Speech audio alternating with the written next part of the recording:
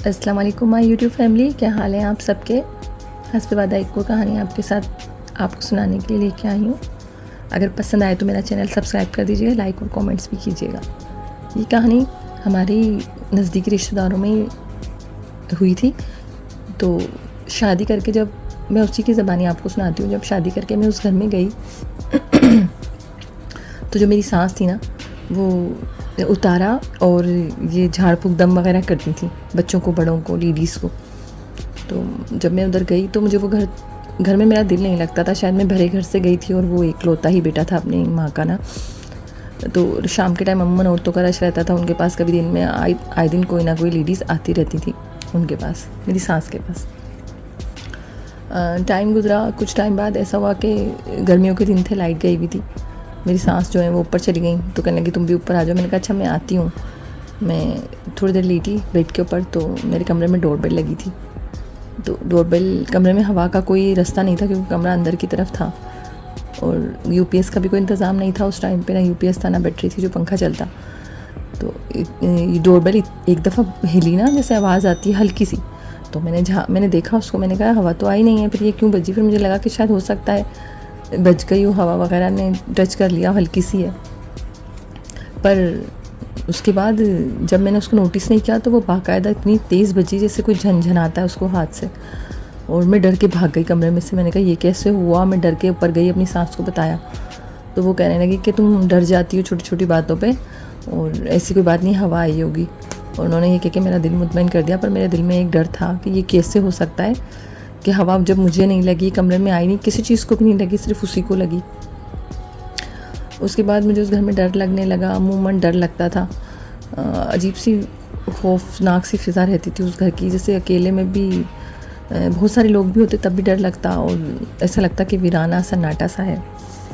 उसके बाद भी ऐसा हुआ कि टाइम गुजरता रहा। कभी मैं चीज़ें रखती तो वो चीज़ें गायब हो जाती, पैसे रखते पैसे गायब हो जाते, फिर वो बहुत टाइम बाद वो चीज़ें मिलती, और कभी वो चीज़ मिलती भी नहीं थी।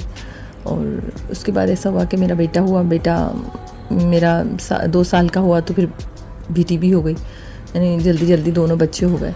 गर्मियों के दिन थे। तो शाम का टाइम हुआ तो सास ने बोला मैं ऊपर हूँ तो मेरा खाना ऊपर ला देना। उन्होंने दोपहर में खाना नहीं खाया था, कुछ लेडीज़ आई हुई थी। मैंने बच्चों को नहला के, गर्मी का टाइम था, बेटी को कपड़े चेंज कराए और बेटे को मैंने शॉर्ट्स पहनाया और साथ में हल्का सा बनियान पहना दिया। मैंने कहा जाओ तुम लोग अब बाहर खेल रहे हो, मैं दाई को खाना दे के आ जाती हूँ। बच्चे दादी को दाई बोलते थे। तो बच्चों ने बोला कि अच्छा ठीक है। बच्चे चले गए, मैंने खाना रखा ट्रे में। खाना रखने के बाद मैं ऊपर सीढ़ियाँ चढ़ने लगी। अच्छा, सीढ़ियाँ जैसे ही चढ़ी मैंने, तो कुछ ही सीढ़ियाँ चढ़ी थी ना, तो ऊपर जाने के टाइम पे मुझे ऐसा लगा कि मेरे जो पाँव है ना, कदम जो है वो वज़नी होने लगे, जैसे किसी ने वज़न रख दिया, ऊपर चढ़ा नहीं जा रहा था मुझसे। तो मैंने बड़ी हिम्मत करी। मैंने कहा शायद मेरी तबीयत ख़राब हो रही है या मुझे चक्कर आ रहे हैं, कुछ होने वाला है। फिर मैंने सोचा कि मैं अपनी सास को आवाज़ दूँ। पर फिर मैं सीढ़ियाँ चढ़ी गई। जैसे ही मैं चढ़ी तो सीढ़ियाँ चढ़ते ही ना पलंग दिखता है, जैसे ऊपर आप चढ़ने लगे तो पलंग दिखेगा आपको ना। तो वो चारपाई पे सो रही थी वो।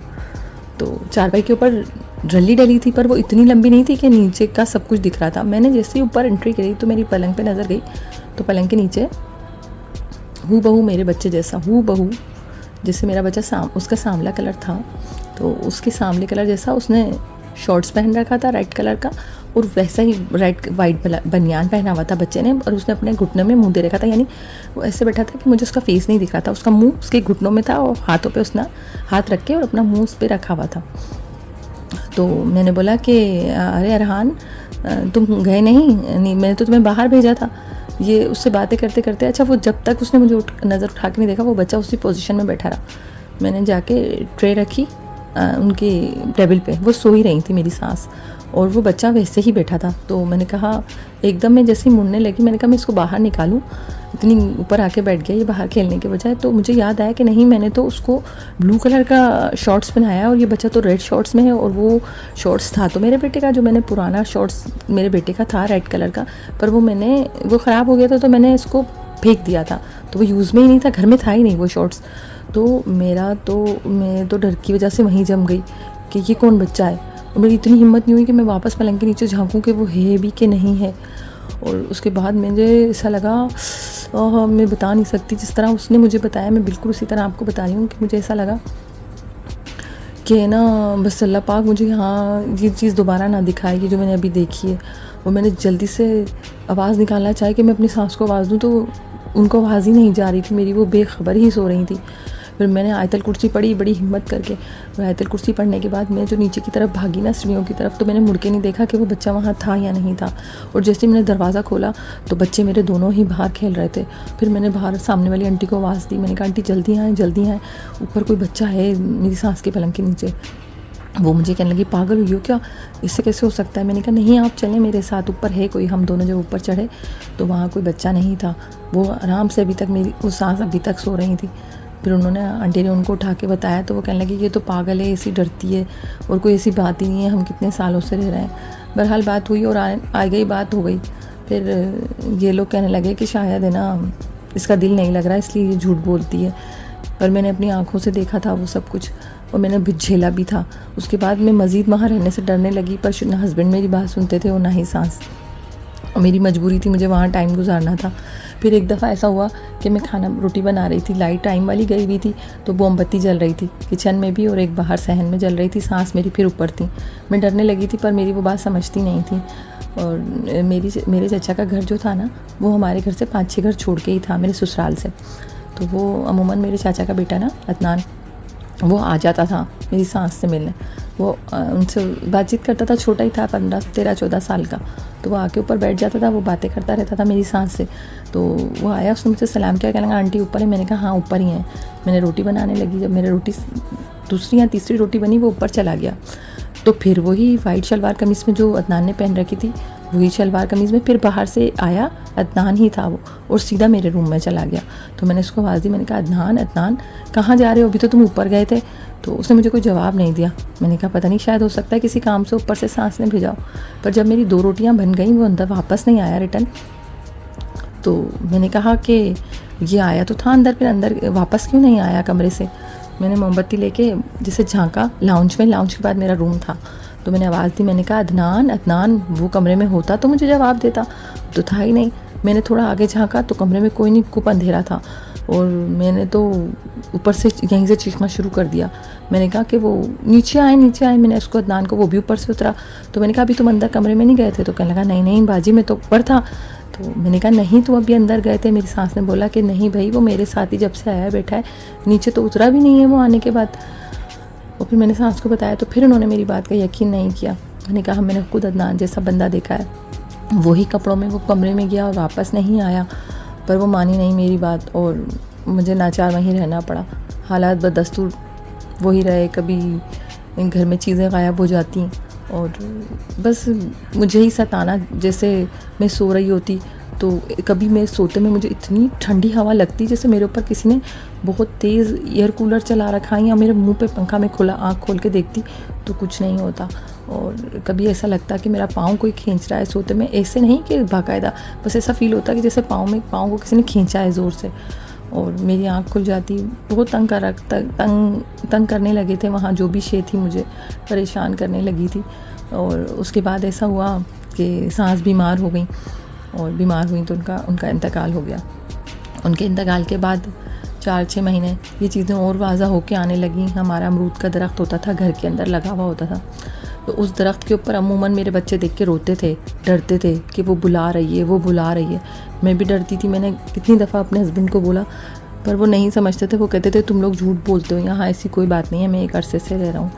उनको समझ नहीं आती थी। फिर मेरी छोटी तीसरी बेटी हुई तो वो कहती थी कि एक औरत है, वो दाई आती है, यानी कि दाई जैसी बताती थी वो, क्या आती है, वो मुझे प्यार करती हैं, आप लोग पता नहीं क्यों उससे डरते हो। तो मैं उसको बोलती थी कि बेटा अगर वो आया करे तो आप मुझे बताया करो। तो वो कहती थी नहीं, वो तो मुझे बहुत प्यार करती हैं और वो मना करती हैं कि किसी को बताना नहीं कि मैं आई थी। और वो नाम ये लेती थी कि वो तो दाई हैं, यानी कि दादी है। वक्त गुज़रता रहा, मैं शायद आदी हो चुकी थी इन चीज़ों की। और उसी के बाद 1 साल ही गुजरा, साल के बाद ससुर बीमार हो गए, उनकी डेथ हो गई। और नॉर्मल से ही बस अच्छे भले थे और बस अचानक से ही चले गए। और उनके इंतकाल के बाद जब हमारे जो हस्बैंड के जो मामू थे वो आए थे इंतकाल में, तो वो रुक गए। हमारे घर पे, क्योंकि वो भी बेचारे एज वाइज से उनका भी कोई करने वाला नहीं था। तो फिर मैंने कहा आप रुक जाए, मैं भी अकेली होती हूँ तो मुझे आपसे आसरा हो जाएगा। वो रुके, रुकने के बाद उन्होंने भी मुझे यही बात बताई कि कुछ है यहाँ, और उन्होंने कहा कि अपने बच्चों का ख्याल रखा करो, ये चीज़ बहुत ख़तरनाक है, और आप अपने बच्चों का अपना हिसार किया करो, कुरान पढ़ा करो, और जितनी जल्दी हो सके ये घर भेज दो।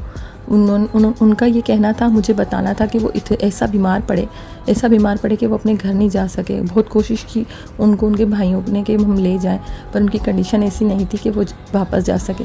और ना वो मुसाफत भी दूर की थी, यानी कश्मीर साइड पे वो रहते थे, तो इसलिए वो जा ही नहीं पाए वापस। उसके बाद ऐसा हुआ कि उनकी भी डेथ हो गई, यानी कि तीसरा साल था बदस्तूर जो 3 इंतकाल हुए उस घर के अंदर ना, उनकी डेथ हुई। उनकी डेथ के बाद मैं तो मज़ीद डर गई थी, खौफज़दा हो गई थी कि ये कैसे हुआ, मैं सोचती रहती थी, पर बात समझ नहीं आती थी। एक दफ़ा मेरे खाला का बेटा मेरे घर आया, तो उसने देखा कि ट्रंक रखा था मेरे कमरे में ना, बड़ी जो पेटी होती है, तो अंदर आया, वो कमरे में गया तो कहने लगा कि ना बाजी अंदर कोई बैठी है लेडीज़ आपकी पेटी पे। तो मैंने कहा कि हैं कैसी लेडीज़ बैठी है कमरे में, तो कोई नहीं, कहने लगा हाँ कोई है, और मुझे लगा कि शायद आपके कोई ससुराल का रिश्तेदार आया है, पर मैं यही सोच रहा था कि वो पेटी पे क्यों बैठी है। तो मैंने कहा कि नहीं अंदर कमरे में तो कोई नहीं। जब हम दोनों अंदर गए तो वहाँ कोई नहीं था। तो वो मेरा खाला का बेटा जो है वो खौफज़दा हो गया, कहने लगा मैं आपके घर अब नहीं आऊँगा। कोई चीज़ थी मैंने अपनी आंखों से देखी थी बाकायदा, और वो एकदम गायब हो गई, ये कैसे हुआ। तो बस फिर मैं आपको बहुत टेंशन में रहा, ज़िंदगी गुजरी परेशानियों में, हालात ख़राब हुए, हमारा अच्छे वाले काम था सब ख़त्म हो गया, बंद हो गया। और ये सब कुछ सांस के इंतकाल के बाद हुआ। जो ज़्यादा हम तंग हुए तो सांस के इंतकाल के बाद हुए। फिर मेरी अम्मी आई मेरे पास रहने के लिए, तो मैं अकेली हो गई थी, मैं डरने लगी थी, तो मैंने उनको कुछ टाइम के लिए बुला लिया। वो बिल्कुल ठीक आई थी, बिल्कुल ठीक, कुछ भी नहीं था। तो वो एक दफ़ा कुरान शरीफ पढ़ रही थी कुर्सी लगा के, पर दरख्त के नीचे कोई चीज़ उनको बार बार तंग कर रही थी, बार बार। तो उन्होंने जैसे झड़क देते ना कि क्या बात है, पढ़ने नहीं दोगे क्या, ऊपर देख के ऐसे बोला।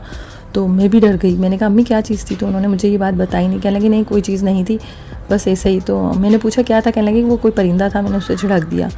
बस उसके बाद मैं उनसे पूछ भी नहीं पाई। उसी रात को उनकी तबीयत ख़राब हुई, उनको उल्टी हुई, और मैं उधर से ही हॉस्पिटल लेके भागी उन्हें। मैंने अपने भाइयों को फ़ोन किया, अपनी बहनों को किया कि अम्मी की तबीयत ख़राब है, हम हॉस्पिटल जा रहे हैं।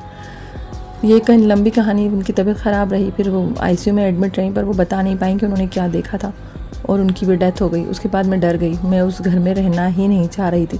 फिर हमने वो घर बेच दिया बड़ी मुश्किल से। पर जब हम वहाँ से निकले तो हम पे इतना कर्ज़ था कि घर बिकने के बाद भी हमारा कर्ज़ नहीं उतरा। और बहरहाल घर तो मैंने यूँ बेचा कि मुझे यहाँ से निकलना था, अपने लिए, बच्चों के लिए आसानी चाहिए थी कि हम आज़ाद हो सकें इस चीज़ से। उसके बाद ये है कि हम निकले तो हैं वहाँ से, शुक्र है अल्लाह का कि फिर नया जो हमने घर लिया किराए पे, क्योंकि सारा पैसा कर्ज़ों में चला गया, उस घर में इतनी परेशानी में आ गए थे। पर ना उधर से ये हुआ कि फिर कोई चीज़ ने हमें तंग नहीं किया। पर सुना है कि जिन लोगों ने वो घर लिया था उनके यहाँ भी उनकी बच्ची की डेथ हुई है एक, और बस अल्लाह उन पर रहम करम करे, क्योंकि जिनको हमने चेक कराया था तो उन्होंने कहा था कि ये सिर्फ आपको ही तंग कर रहे हैं, अगर आप किसी और को देंगे तो उनको नुकसान नहीं पहुंचाएंगे। और बहरहाल ये कि बातें तो मोहल्ले में फैल चुकी थी यही कि इस घर में कुछ है, पर जिन्होंने लिया उन्होंने फिर भी ले लिया था शायद, क्योंकि हमने बहुत कम प्राइस में बेचा था, हमारी मजबूरी थी, हम पे कर्ज़ा हो गया था। फिर कुछ बातें ऐसी थी तो हमें वो प्राइस मिली भी नहीं जो मार्केट वैल्यू के हिसाब से थी। पर अब सुना है कि उनकी एक बेटी की डेथ हो गई है, और वो ख़ुद भी बहुत बीमार हैं। बस अल्लाह उन पर रहम फरमाए, अल्लाह हम पे भी करम फरमाए, परवरदिगार हमारे लिए भी आसानियाँ करे और आप सबके लिए। अगर आपको कहानी अच्छी लगी हो तो लाइक कीजिएगा प्लीज़, और सब्सक्राइब भी कर दीजिएगा। दुनिया में जहाँ जहाँ इंसानियत बसती है अल्लाह उसको अपनी हिफ्ज़ व अमान में रखे। अपना ख्याल रखिएगा। अल्लाह हाफ़िज़। दीवारों में साए का निशान,